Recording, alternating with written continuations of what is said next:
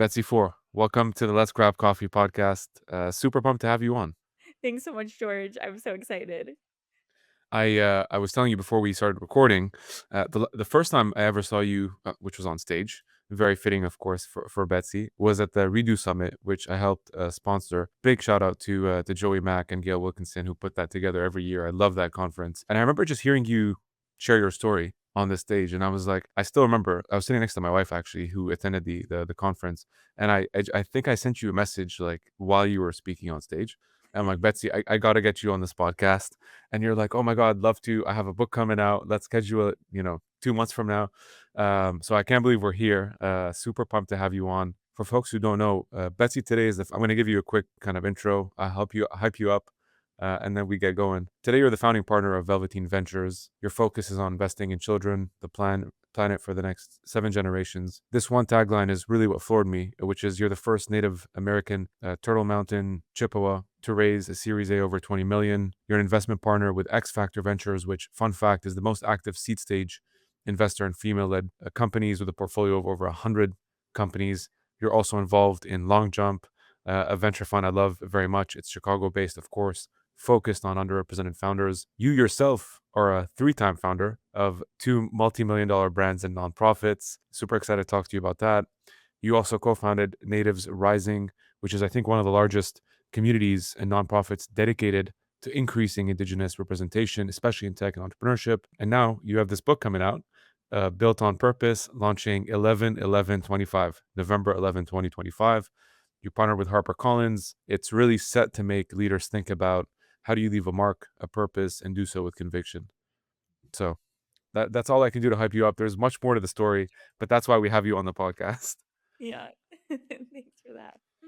I want to go back. I heard a couple of your interviews. Is how I do usually my homework on these things. Try to read up as much as I can about my guest. And what sort of seemed so central to your story is your roots back to North Dakota, Turtle Mountain, your connection to your native roots. Walk me through that. Like, help me understand your childhood a little bit better. Yeah, I kind of want to start there before we get into Betsy, the founder and the investor. Yeah, that sounds great. And it really does start there because I believe I am what my ancestors prayed for. Right, with that they're behind me and guiding my path. And I'm trying to do this work for the next 7 generations, as is very integral to to my upbringing and to my tribe. I actually just flew back from North Dakota last night. On my daughter's first birthday.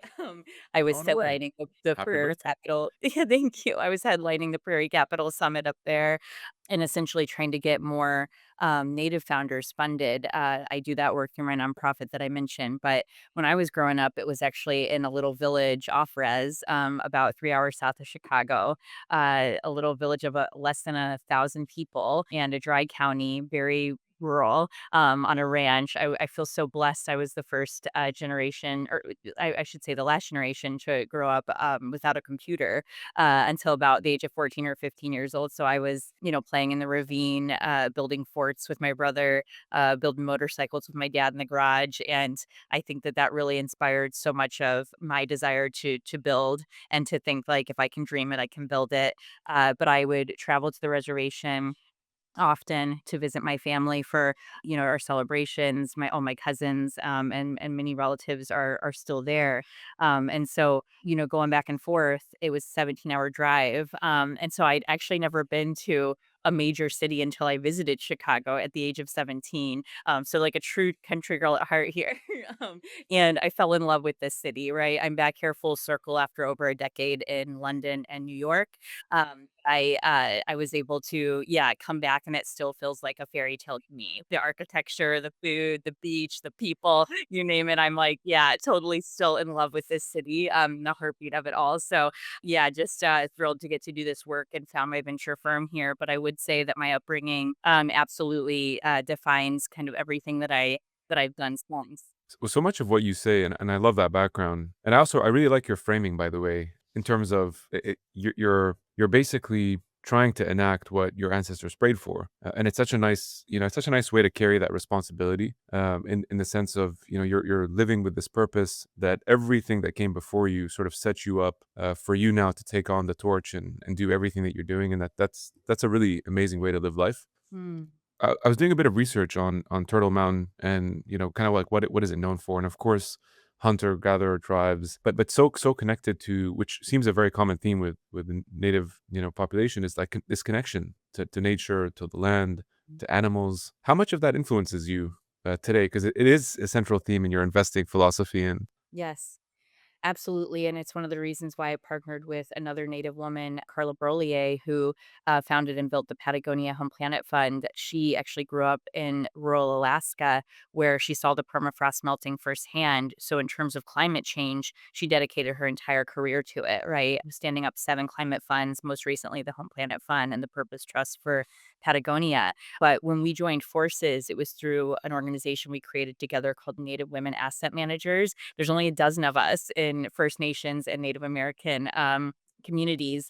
And so I'll never forget it. We were driving up the California coast after one of our retreats a few years back and said, obviously our values and what you mentioned, right, are so ingrained in us that we feel like, what if we joined forces on this work to try to live those out together, make an even greater impact together. And so she actually leads the climate side of the house, which has a lot to do with everything that you've just mentioned, right? In terms of how we care for our planet and our Earth. The way that I enacted that throughout my companies was my most recent company that I'd built, Tiny Organics. That really was sprung from you know in terms of our my mom's generation, everyone grew up on rations or commodities on the res, and Mm. they were the worst possible types of food, right? And so when you ran out of those, you just went hungry for days, but it was like literally lard. And she didn't even have real milk as a child. And so I think about how could I change the gut health of a generation to prefer vegetables so that we could prevent some of these diseases, especially within Native communities, like my family has, such as diabetes, right, heart disease, and so forth, obesity, and etc. I think about how, like, if a child could love vegetables the way that, it's almost like a comfort food, right? That they can come back to again and again. And I feel like I accomplished that with Tiny. Actually, all three of my children grew up on Tiny Organics, and we were able to launch the first ever Indigenous baby food recipe that my cousin, Chef Corey Azure of our tribe, created and sourced the ingredients off the reservation to weave in this beautiful story of the three sisters and those ingredients. And so I think, I think about how, yes, we rewire that gut health of a generation. We could extend lives. We could have, healthier adults as well. And I feel, yeah, so blessed to have been able to carry out that work because of my background and having this knowingness. Yeah, and I've heard you say in the past too that, because this is something I've struggled with, in terms of when I want to come up with an idea and I want to put it to market. A lot of people I know also struggle with this. Is sort of waiting for this best opportunity to start something. And you're famously known to say, look, I've thought of and put out or tried to put out 100 ideas Yeah. forward, and maybe only two of them, have actually landed. What is that process for you? Because as someone who has that entrepreneurship DNA, it seems like a lot of your businesses stem from personal pain points. And Mhm. they're things you're very passionate about yourself. But what is the system? Do you have a process or system to come up with ideas? And Yes. how do you actually get started with, specifically, this was baby food, the other one was in the pet space, which we'll get into, but just kind of curious, what is that system like for you? So I'm so grateful for actually where I am right now speaking to you in the West Loop of Chicago, because I learned at a firm called Big Monster Toys how to fail fast and how to approach each idea with that same enthusiasm. So when you talk about building over 100 products, I did that by hand before we got a CNC machine as a toy inventor when I first graduated with an industrial design degree here in Chicago. And I was able to, yeah, build on the lathe, mill, mold room, right? All these different concepts. And then only a couple of those hit the shelves. But I would go to the degree of actually being the child playing with the toy, right? When we're pitching the head of Mattel Barbie, the head of Hasbro Games, right? And what it taught me so much about was looking through all these different ideas, right? Picking the ones that we are most excited and trying to pour everything you can into seeing, can this work, right? And I think that when you approach really any new idea that way, the process I that it taught me and I went through was, writing down. every kind of harebrained idea I had around a new Polly Pocket toy, right, for Barbie, and, like, what could she do, and it was so much fun, and then thinking and not even thinking, "How would I build this yet?" But just, like, anything, right, that could be magical in the eyes of a child, and I definitely applied that throughout my life in terms of what other ideas I could come up with when I was, building with Michael Acton Smith, the founder of Calm, the meditation app in London. I was doing the same thing for his product, Moshi Monsters, where we became the number one kids digital and then physical brand as well. So we were the number one toy brand in UK for 3 years on. We even beat Star Wars and Lego during that time. And I think about how all those things that I learned here in the West Loop really served me because it was like, yeah, you don't. You have to approach it as if this is the one that's going to win, right? This is the one that's going to kind of get sold and into market. And I think when you approach each relationship or idea with that level of enthusiasm, and sort of conviction around it, well, that's really what I wrote about in my book, right? It's the reason I wanted to bring that to the world is because I believe that's what sets my whole journey apart, right? Is this really belief that in what I was doing all along, right, with every new venture. And I know we're gonna get into it, but the book the subtitle is Discover Your Deep Inner Why and Manifest the Business of Your Dreams. I didn't realize at the time that I was manifesting, or I didn't have a word for it. But that's essentially what we're talking about here, right? When it comes to these new ideas, I believe that founders are the ultimate manifestors. We build something out of nothing, right? We believe and put all this care and attention into something that does become real, right? It is like magic, but it's because we're living in that belief realized as if it is, right? So I think that's the key in life is to focus on not to focus on all the reasons it won't work because there always will be, right? And that's the same when I'm investing now in venture capital as well. But instead, to do almost the harder thing and think about what do I do want, right? And what are all the reasons why this could work out? And to live with that energy and that attitude, that's how I've gotten and been able to create all these different companies. Yeah, that's a fantastic way to frame it and also see the world, right? Is through manifesting, and it's something I know you practice quite often. When you are in this sort of mindset of manifesting, right? And you think about when you think back of Tiny Organics or WonderWoof, which is kind of like the Fitbit for dogs. Yeah. Love the product, by the way, product idea as well. You know, for Tiny as an example, you grow it to 13 plus million in revenue. You served over 3 million meals. You did 3 rounds of financing, including that Series A that we kind of talked about at the beginning. This is a company that you were also part of for, I think it was in total, what, 5 years? Yeah, a little more, A little more than five? but yes, and hadn't been in for my dog as well, yeah. Yeah, and so, I mean, what were you manifesting as a founder? Because it seems like reaching that success as both for you, a first-time founder, but also having access or creating access when you don't have it initially, is something that's very difficult, and I know a lot of underrepresented founders, struggle with. You talk about not having access to, kind of the high net worth, whether it's family members, friends, and it's something that's so easy for us to talk about. Well, just, Betsy, if you're starting a company, why don't you talk to your alumni base? And you're like, George, love that for you, but it's like I'm starting from a different platform. Yeah. How much did that help you early days when you were struggling to create that access and to open doors for yourself? Yes, definitely. That's a great question because, I came from a place, like you mentioned, where I didn't have a friends and family around. I grew up not knowing what venture capital was that someone could pay me to build an idea, right? That I'd had. And so I think about, when I first started out, it was after building with the founder of Com that I mentioned, his previous company. So seeing him as a sole founder CEO doing the thing, I thought, I had this idea in me for the Fitbit for dogs that didn't exist yet, right? There wasn't any pet tech on the market. This was back in the early 2010s. And over a hackathon one weekend, uh, built it and then started using it with my dog who just turned 14 years old. He was only 1 years old at the time when I was doing this and to get him down to his goal weight so it could extend his life. I think, I talk about this a lot in the book, but that deep inner why, right, was like the thing that got me out of bed, right? That got me excited, that had that conviction behind it that kept me keep going and that persistence because it is so hard. So even though I had had the experience of building Mind Candy already, I still didn't have that network of venture capitalists or angel investors and so forth. Hardware was so new at the time that in London, it was barely being, especially in the pet tech category, there was no investments made yet, right? So when I looked into the market in the US and was thinking about moving back home, I thought, maybe I can go the grant route because I don't have an access to this network. I don't know anyone. And so I started researching all these grants and I'd found one, Arch Grants in St. Mhm. Louis. Yeah. And I applied. I actually flew out to do, the formal pitch, and 2 of my judges on that pitch were Maxine Clark, CEO and founder of Build-A-Bear, and Jim McKelvey, the co-founder of Square with Jack Dorsey.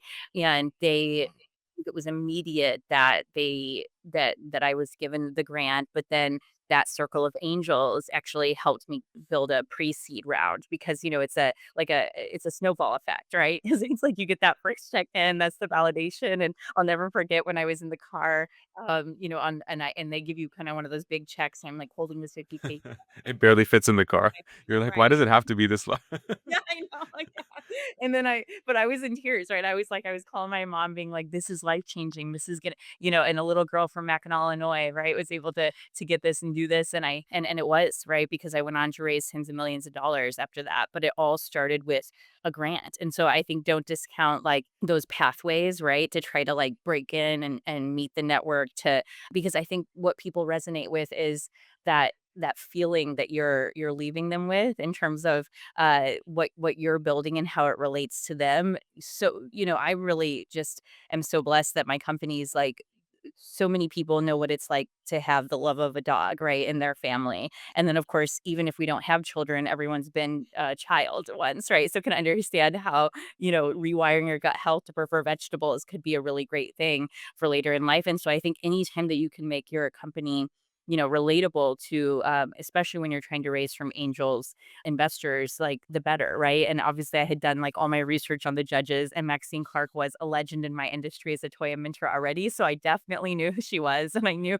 what Square was, right, at the time. But I think that when you do your homework as a founder and you sort of look into the backgrounds and you're able to connect with folks, they are really open because you're coming at it from a personal perspective of, I think this would resonate with you, right? So it's just about kind of, yeah, putting in that work and that hustle, creating the wish list. The other thing I always recommend that I had done with all of my companies was create an advisory board before I ever brought on my C-suite or investors. I did that with my venture fund as well. And those folks have actually been the reason why I've made such great connections and partnerships, and even they wind up investing right down the line as well. And actually, one of my advisors I was just on a call with earlier, she's backed my past 3 companies, right? And now she's like on go on the book tour with me and stuff too. But I think these people can become, life is about who you spend it with, right? And the relationships that you build, like every single one, right, can lead to something that you kind of have. And that's the beauty of life, really, that you kind of can't see at the time, right? But if you have this belief in you that it's going to be better than I could imagine, oftentimes I've always found that it is. And so yeah, just living in that knowingness, right? But and it is so difficult upfront, of course, trying to figure out how do I get that first 10K, 25K, 50K, right? But it can be this snowball that, yes, takes long but time, but that network just continues to grow. And taking it from there, it can become something that yeah, you almost couldn't even imagine at the time. Yeah, that's such a critical point. It's funny that that's actually what I was thinking in my head.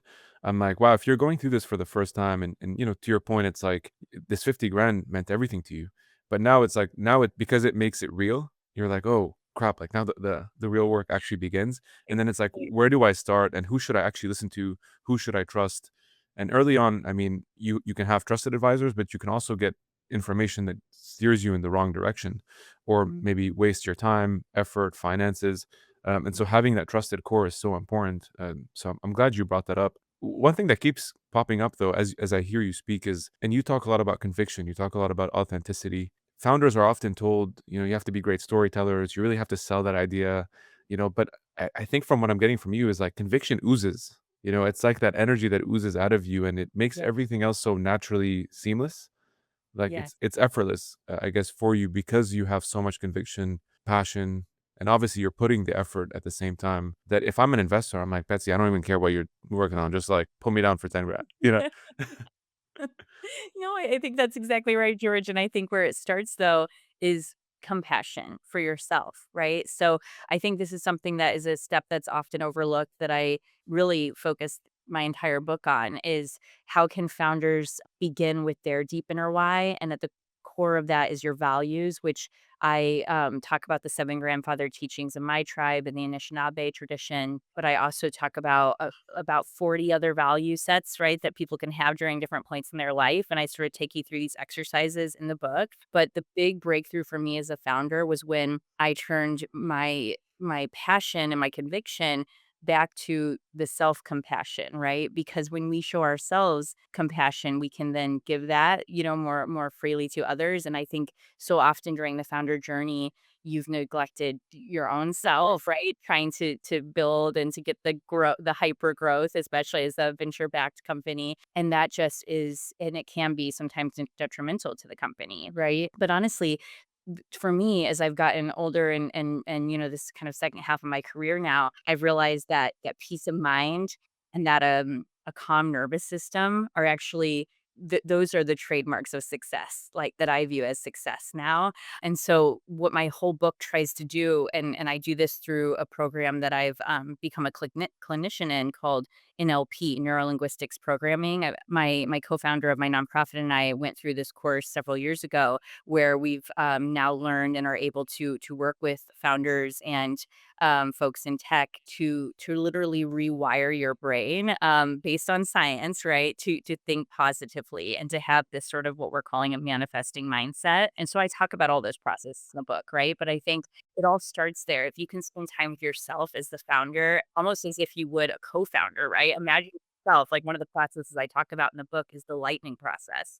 And that process is literally talking to yourself with that compassion that you would talk to a co-founder when you're trying to get to know one another and learn and how we're building this, right? Because as we said earlier, it's about relationships. The most important relationship you're ever going to have is with yourself, right? So if you're in a great state and a good place, you're able to give your love and your gifts more freely, right, to the world around you. And I think that's part of the founder journey and of the path of like, what is my idea? What are my values that are like getting me to something of conviction where I feel like I would wake up and try to do this every single day, no matter what, right? Because that's what it takes. And that part of the journey is just so often left out, or it's supposed to be mystical or something that you can't actually access. And I'm like, no, I want to completely demystify that in my book, right? I want to bring it to and accessible to everyone to become a builder because we all have a creator spirit in us, but it has to come from a place of abundance, right? Which is what I talk about in the book, as opposed to what so often, I had seen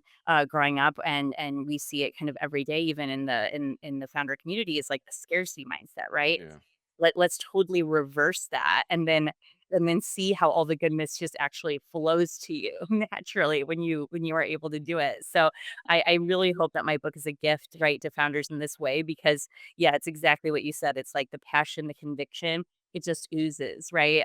This essentially joy, right, that you're trying to bring through your product and whatever you're building. But I think the path to get there is so often overlooked or thought of as like a soft skill. I remember when I sold my manuscript into HarperCollins Business, my publisher, who's an absolute legend in the industry, she's literally her most recent book was with Tony Fidel Build, but she's done all of the greats. So like all of the Tim Ferriss books, Gary Vee books, Hard Thing About Hard No Thing, way.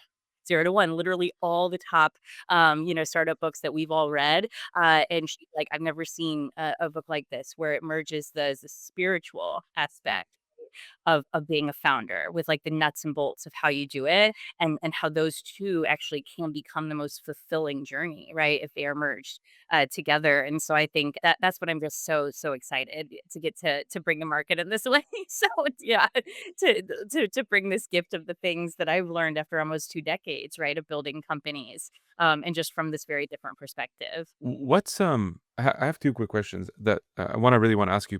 This is more of a personal question. How do you balance when you talk about the abundant, sort of abundant mindset versus scarcity? Something that I've struggled with in one or two components in life growing up, maybe for similar reasons. The one thing I want to ask is how do you balance the optimism of the view of abundance and sometimes like the good obliviousness of it, which is helpful, Mm. with the pragmatism of how to actually put that to use when the cynical part of your brain is like, Betsy, sounds great. I'm amped now. How do I actually integrate this in my day to day when I have 1,000 other things going on? Absolutely, George. This was something that I really just hit a wall with, essentially, because I think I always felt like I have to prove myself, right, in a way where it's like Not enough that I was an operator for these, almost 2 decades and stuff. I had to then build a solid track record, right, before I could even think about starting my own venture capital firm, and everything has always been really, like, logical, and, like, I'm an industrial designer by trade, right? So it's about the numbers, and it's, like, all stacking up, and it's, trying to get to these sort of, like, goalposts, right?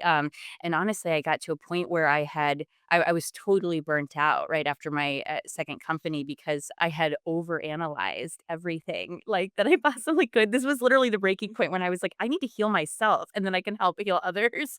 Because, like, if you can kind of let go of that, like, sort of what founders have, which is that type A mentality, right? Of, like, gotta do all the things, and mind you, I was having 3 children during all of this as well, right? So this is something where, I think just the balance of the family and the struggle there in, like, early childhood, right, to then be doing all of this, I think the only thing, like, that really saved me during that time was this thing that the late and great Dr. James Doty out of Stanford, who is a neuroscientist, and he, essentially was the massive proponent of this work, as well, that's been known for centuries actually, that people have been practicing, right? This idea that that there's actual, like, connections within the brain that you could rewire, right? And in a way, I think so many founders, I was like, why aren't people talking about this? Why doesn't anyone have access to this? Because you get to a point when you're building something that you think, yeah, it's all about, like, the grind and the day to day and how can I make this work? And it's almost like it is survival mode, right? For a lot of first time founders, especially ones that don't have that sort of, like, backup, right? That they could say, oh, well, then I could just do this or I could just do that. It's like, nope, I have to make this work, right? And so I think it's a very different perspective. And it's one where I realized if you can balance that mindset shift, right, away from I need to control this to I'm gonna speak what I desire, right? What I'm hopeful for in the situation, but then I'm truly going to let it go. Like Mm, that's the hardest, right? So my favorite kinesiologist, David R. Hawkins, I recommend all of his books. They have been life changing for me. But one of them is called Letting Go, and highly, highly recommend. He talks about the levels of consciousness in the book mm, as well, and power versus force is another incredible one. But essentially, the energy around us is just responding to what we are putting out, right, from our own energy source. Like it's just saying a resounding yes to us, to any thought, anything that we're putting out there, right? So when I understood this and truly began to, like, see it and believe, it was like this is everywhere around me. Like everything that's happening to me, I am actually orchestrating it within my own heart and mind, right? Like this energy that I'm putting out into the world.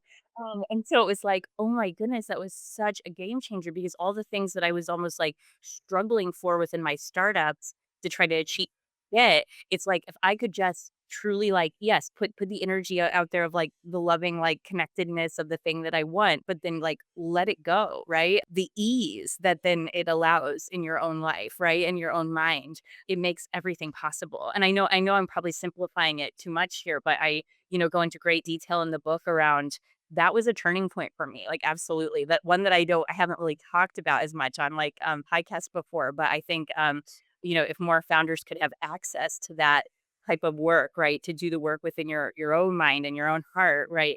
I think another thing was I always thought, "Oh, I've gotta be," because I was the first person in my family to go to college, and I've always gotta be proving myself.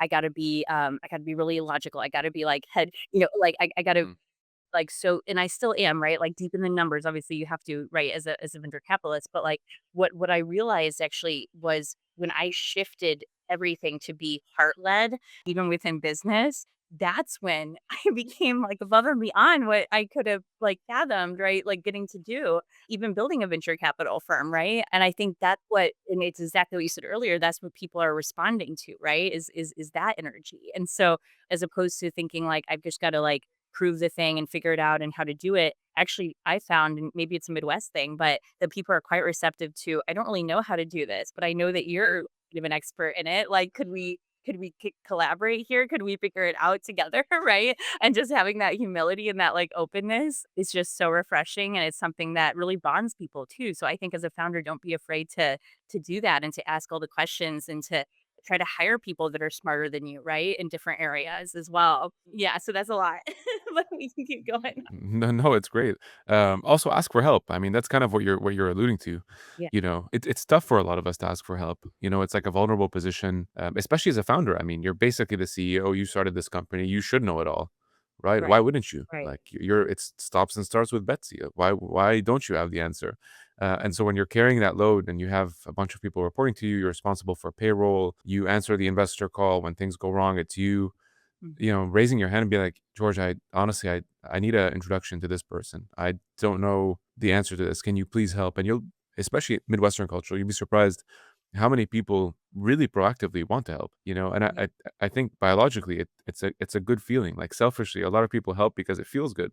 So whether or not, you know, But you know it's what, George? What's amazing to me is so many people don't understand that, right? It's like the things I'm talking about right now, until you've experienced it, you don't actually understand it, right? And so I think so many folks have thought like, okay, I'm just kind of doing my thing. I'm gonna keep on, keeping on and whatever. As soon as you're able to say, like, how could I genuinely help this person to get to that goal? It is like the biggest life hack and unlock, like, right, that you could imagine, right? In terms of the abundance that flows back to you. And I am amazed that, like, and maybe it's like, I don't know. I've just experienced so many networks that that's not the case. And that it's almost like if you knew the goodness here, there'd be no question around like you doing that and kind of offering, right? And that's really the essence of native culture, right? Is like you always show up with the gift. It's all about the give. It was never meant to be extractive or transactional in this way. And so I think when you're approaching each of those conversations, even as a founder with potential advisors, investors, or even partners, right, that you'd want to bring on, it's like if you can approach with what you could give them first, right? Like what is that offering? The amount of unlock and how far you're going to get in life is just to the moon, right? And beyond. Yeah. mm. Yeah, that's a very good way of putting it. I wonder what your thoughts are on this because I've heard you say, and I believe you're a subscriber to the notion of it's important to be a founder first before becoming an investor, if possible. I mean, I certainly know that's not always the case. I've heard other people that I've had on the podcast say it doesn't matter. You know, I kind of just wanted to drill as we segue towards your investor hat here, because you've been both a GP, you've been an LP of several different funds. You have your own fund now, of course, with Velveteen, which you launched, I think it was about 2 years ago? We just came to market in 1 year ago. Yes. 1 year ago. Or Okay.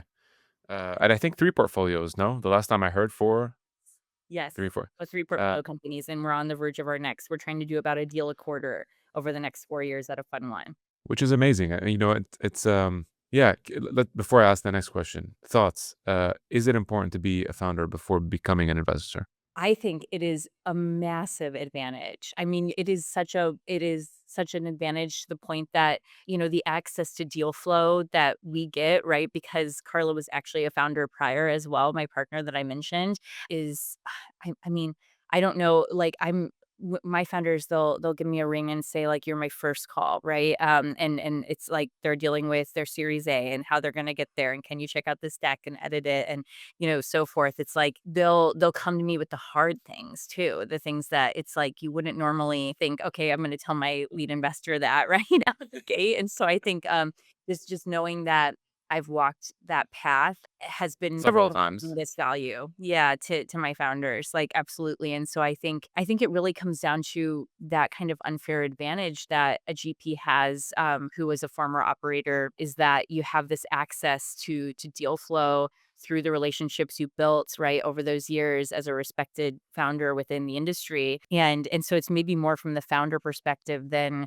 when LPs are assessing the fund, I think, although they would surely look at the fact that that's the case, right? That the networks are just tremendous at that point, and the ability to be helpful to these portfolio companies. I think, yeah, especially when you have a fund like mine that's really we're focused on our expertise, right? So the things that we've built in previously, we know what great looks like in those categories, and that's also something that's like a big differentiator, right, within the fund, and especially during a time when funds need to be highly differentiated, right, to even be noticed or to succeed. And we've only raised from institutions to date, so for us, we're looking at this as the Velveteen rabbit's been around for 7 generations. We're looking at this to to outlive us, right? In terms of what we're building right now. And so we need those like very large partners on board that understand the value that we bring as former operators and within the verticals that we invest in.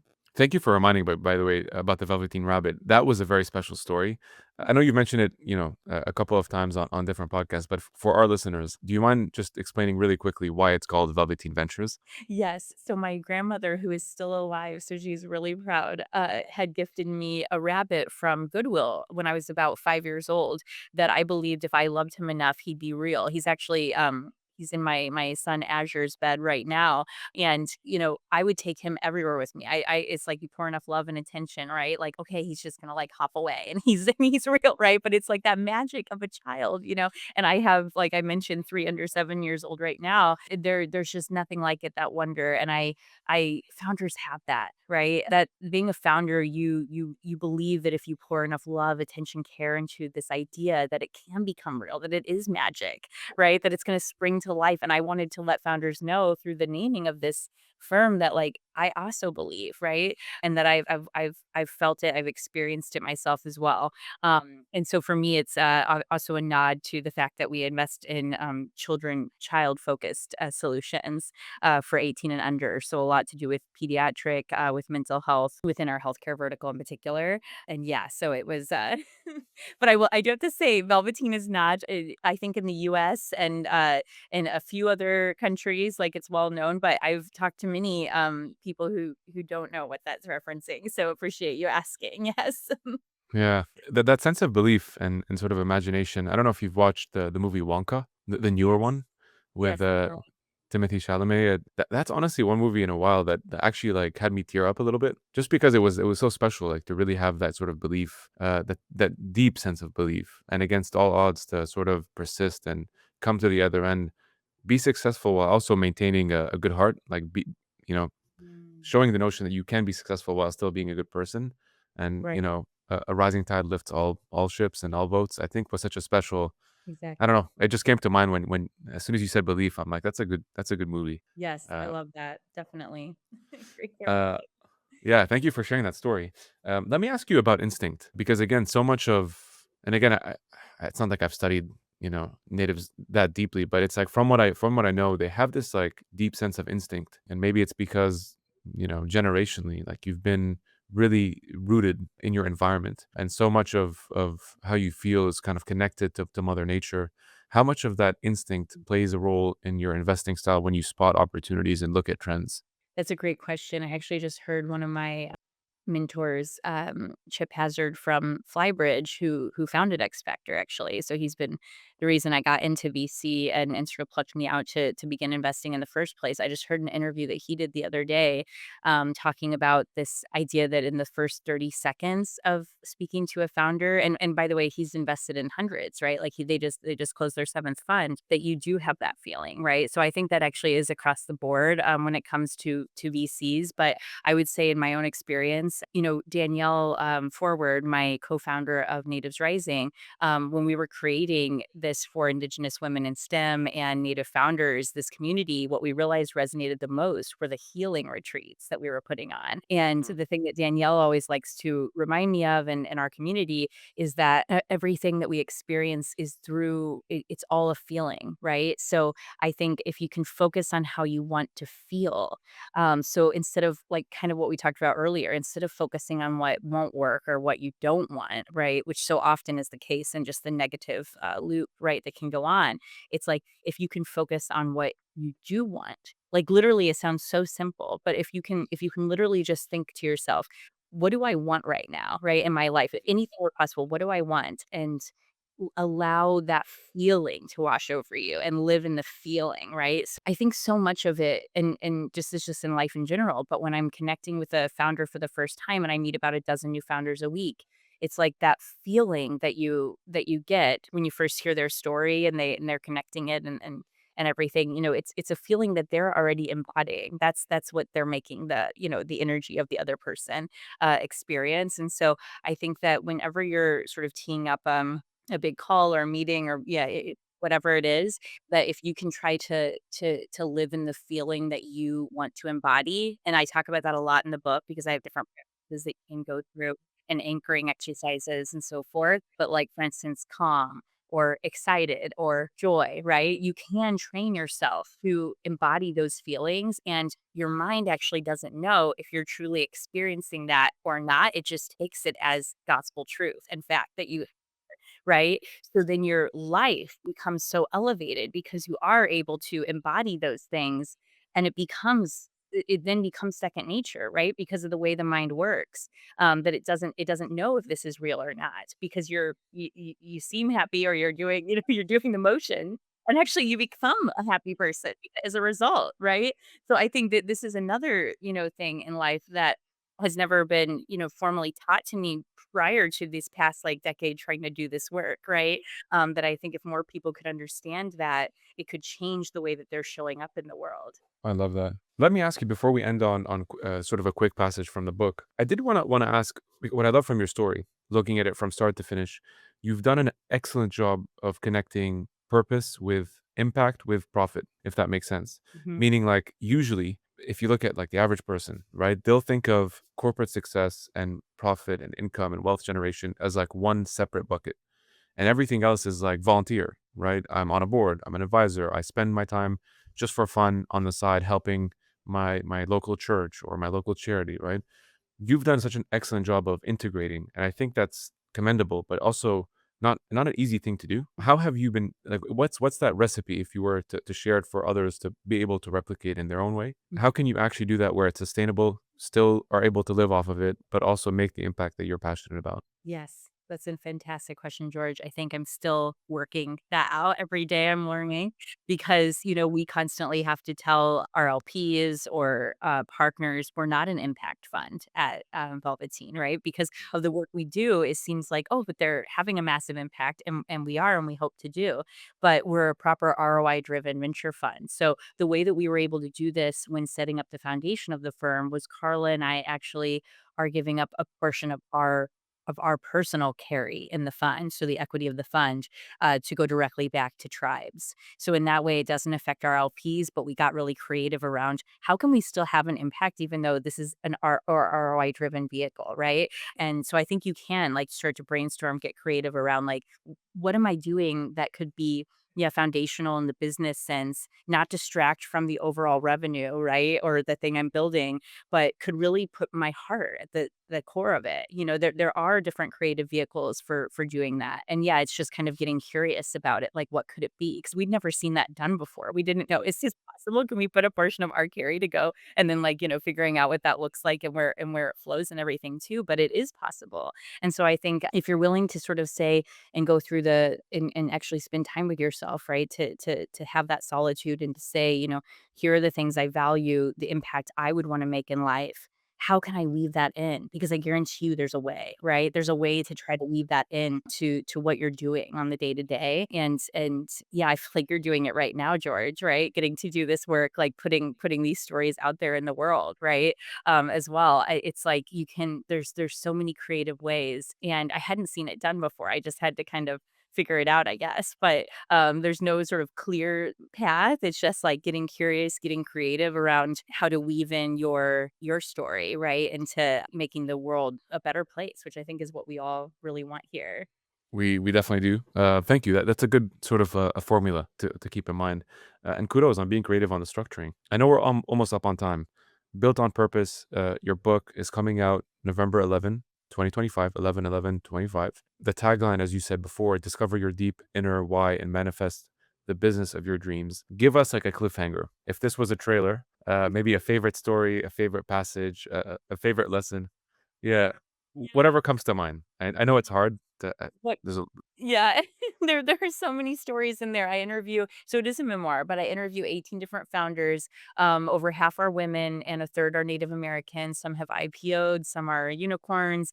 But the thing they all have in common is this purpose-driven, values-driven approach, right? That even the nuts and bolts of the business build. But one of the stories that really resonates, and the woman interviewing me yesterday had read and loved and had me share, is that, how did a little country girl from middle of Illinois I get to London, right? Because no one in my family had ever traveled abroad before, and I had heard about Mike Lagden Smith because he had was on. I just saw a YouTube video of him, but I what he was building was essentially going to be the next Pokemon of the UK, but there was only a few people in house kind of doing it with him at the time. There's no physical products yet, and I said, whatever this guy's selling, like I think I could make it into like a physical because I was a toy inventor at the time, a franchise. So I flew out there not knowing anyone, and 5 times, it was within 1 week, but 5 times I walk in with my massive portfolio in hand and these foam core mock-ups I had made to be able to show him, like, look, I could turn those characters into like play sets and like, like plushies and all these things. And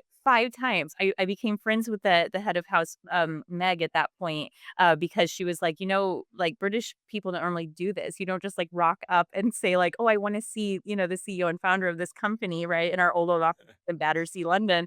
And I was like, I'm just gonna wait until, he could be available. And then I think by the fifth time he did feel bad for me, he let me in. We chatted for over 2 hours. He later said it was his favorite interview. He had me lead all the product at the company, and the rest is really history, where we built it to over 80 million registered users online, over 300 people in house. And that was really what got my start, right, in startups at all, like that access. And it was because he later told me it was because of that persistence, right, that I like kept showing up and kept telling myself in my head, because in so many ways, rejection is protection, right? And I really believe that. Mm. I was like, I've not been rejected yet. I'm still here. I've got a chip in a chair. So I'm going to keep showing up, and why not me, right? What do I have to lose?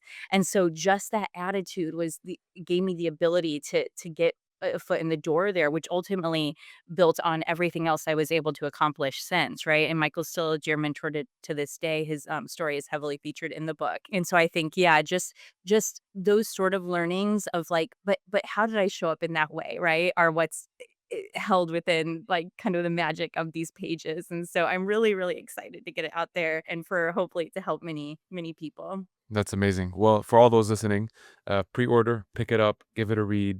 You can find Betsy on LinkedIn and basically all social platforms. Betsy, kudos to you for. I'll leave you with something that I've heard you say, and I've heard, which really kind of, I don't know, it sticks with me all the time, is build longer tables, not higher walls. And hopefully we can both continue to do that. And I commend you on your journey. Thank you so much, George. This was wonderful. Perfect. Thankful.